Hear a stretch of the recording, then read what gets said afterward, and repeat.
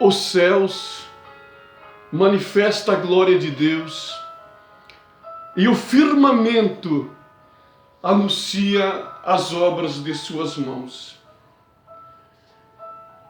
Eu gostaria de falar com vocês neste dia acerca de 3 tipos de estratégias que o diabo usa para destruir o cristão, principalmente o pastorado.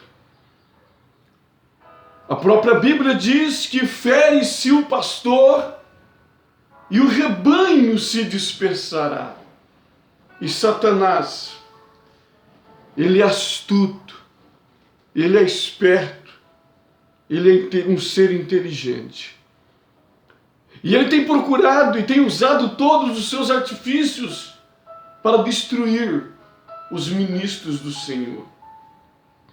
Baseado em Efésios, capítulo 6, a primeira astúcia de Satanás, a primeira estratégia de Satanás, está no versículo 11, na última parte. O primeiro tipo de estratégia chama-se astuta cilada do diabo. A segunda estratégia que Satanás usa para destruir o cristão são dias maus. Isso está no versículo 13, que Paulo diz: resistir no dia mau. O terceiro tipo de estratégia que o diabo usa para destruir os cristãos está no versículo 16. Dardos inflamados do diabo. 3 tipos de estratégia que Satanás usa para destruir o servo de Deus. Ou 3 ataques de Satanás. Eu gostaria de falar com vocês neste dia sobre a primeira estratégia que Satanás usa. Sim, sobre a astúcia cilada do diabo. Astutas cilada do diabo. Isto nos fala de armadilhas. Isso nos fala de laços. Isso nos fala de ciladas. São armadilhas que Satanás prepara, são ciladas que Satanás prepara para destruir o servo de Deus, para destruir o homem de Deus. No livro de Juízes, capítulo 2, e o versículo 3, Israel estava tomando posse da terra prometida. E Deus tinha dito a eles que era para eles destruir todos os seus inimigos. Era para fazer uma varredura sobre aqueles que moravam em Canaã.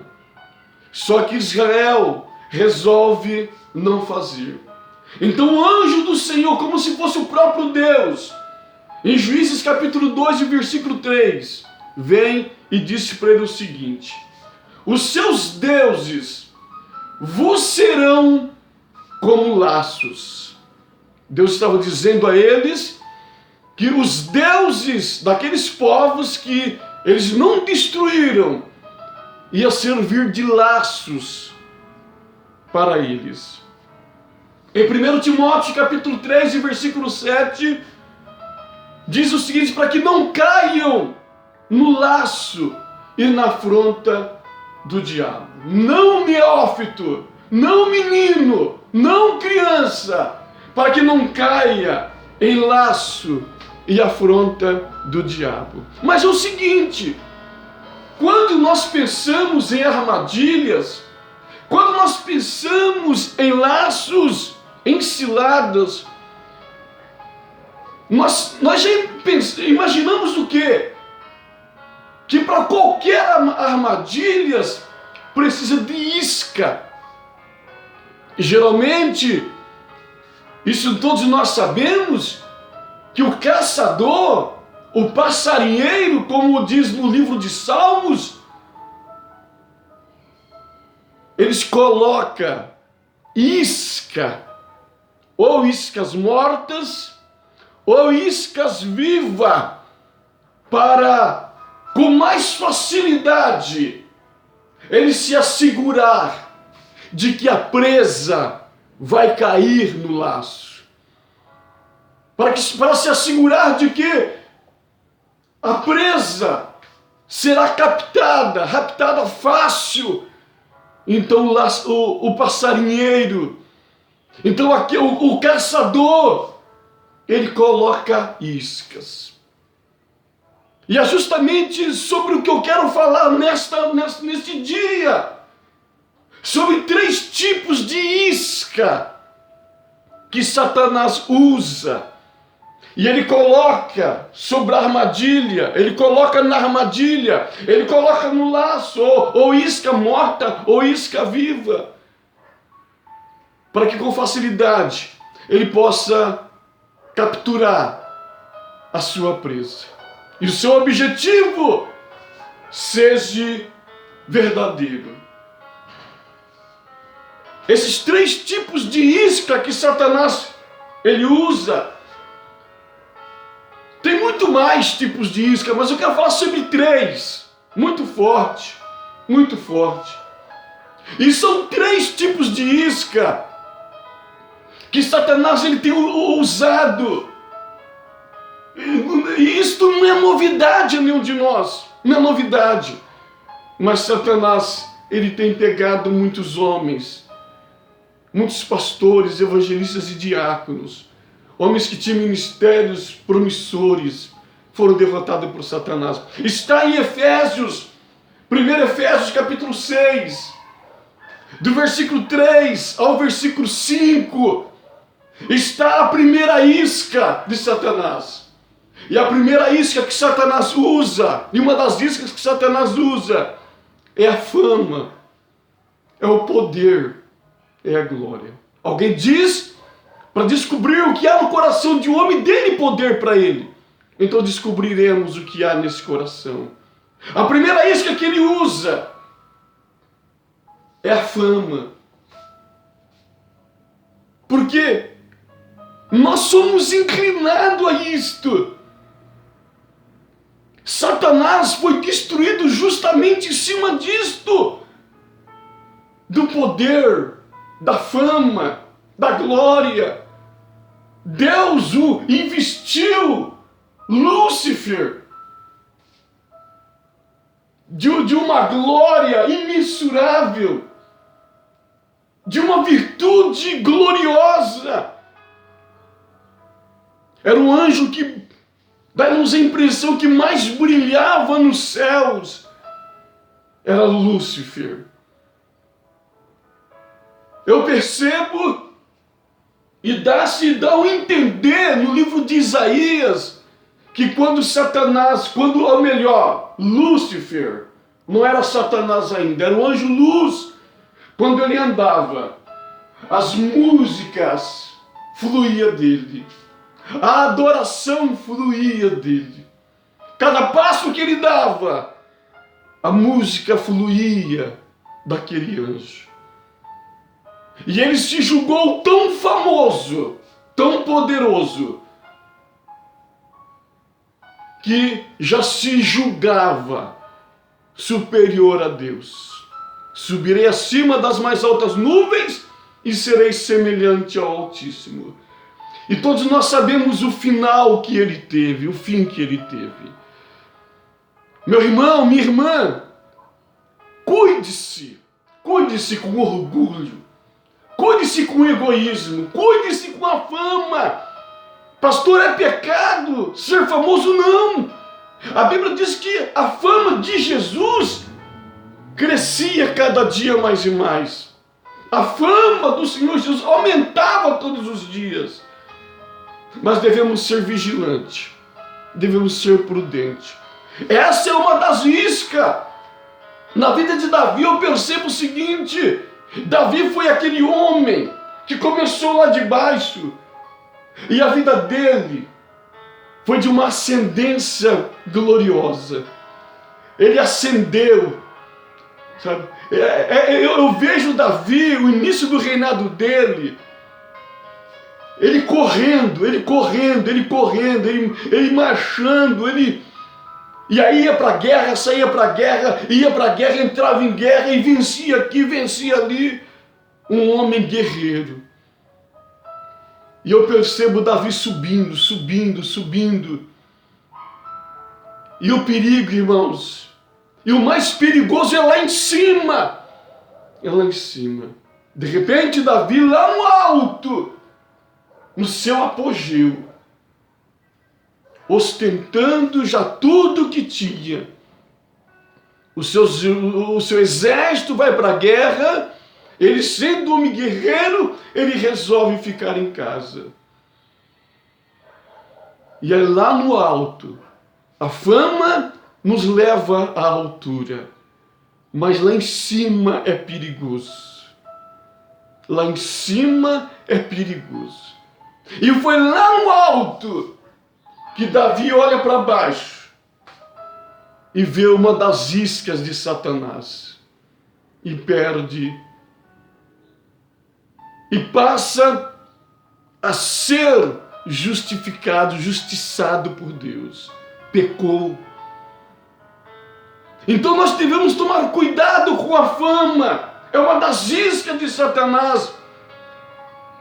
A segunda isca que Satanás prepara é chamado de prazer. É a segunda isca que Satanás prepara para destruir o cristão. E essa segunda isca eu gostaria de ler para os irmãos.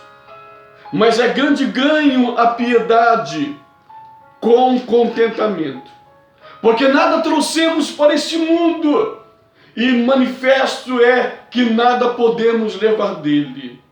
Tendo, porém, o sustento, e com que nos cobrirmos, estejamos com isso contentes. A segunda isca é o prazer. A Bíblia mostra para nós que é muito claro que nós devemos viver aqui nessa terra como um peregrino. Como um peregrino. Nós não devemos ter a nossa visão aqui para a terra. Nós não temos uma cidade terrena, uma pátria terrena, porque nós somos dos céus. Nós somos dos céus. E a nossa visão tem que estar nos céus. E aqui Paulo está dizendo a Timóteo: Timóteo, não tenha prazer nas coisas da terra. Não tenha prazer nas coisas do mundo, porque nós não trouxemos nada para cá. E nada nós levaremos. E juntamente com esse prazer, é o prazer da mulher. É a satisfação da carne. A satisfação dos desejos sexuais. Como o diabo tem destruído pastores com esse prazer carnal, colocando no caminho dos nossos companheiros, das nossas companheiras, o desejo da lascívia, o desejo inflamado para a área sexual. É preciso vigiarmos. É preciso tomarmos cuidado com os prazeres carnais. Ela destrói o ministério. A terceira isca que Satanás coloca no caminho do caminho do servo de Deus é o dinheiro. Está em 1 Timóteo capítulo 6 e o versículo 9 e o versículo 10, que diz assim: mas os que querem ser ricos caem em tentação e em laço, e em muitos desejos loucos e nocivos, que submerge também o homem na perdição e ruína. Porque o amor do dinheiro é raiz de toda espécie de males. E nessa cobiça, alguns se desviaram da fé e se transpassaram a si mesmo com muitas dores. São iscas que Satanás prepara.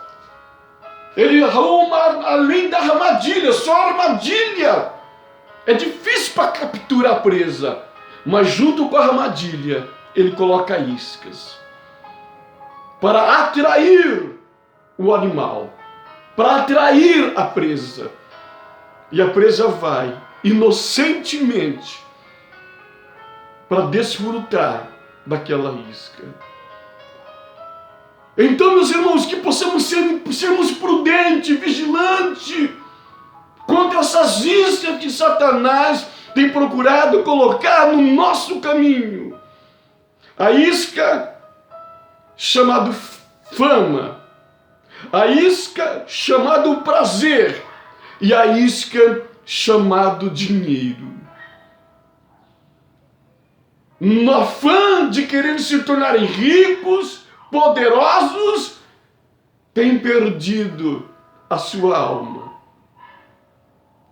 Tem conduzido a sua alma à ruína e à destruição. Porque o dinheiro sobe para a cabeça. O dinheiro faz o homem se achar que é grande, forte e poderoso. Então sejamos prudentes contra essas iscas de Satanás.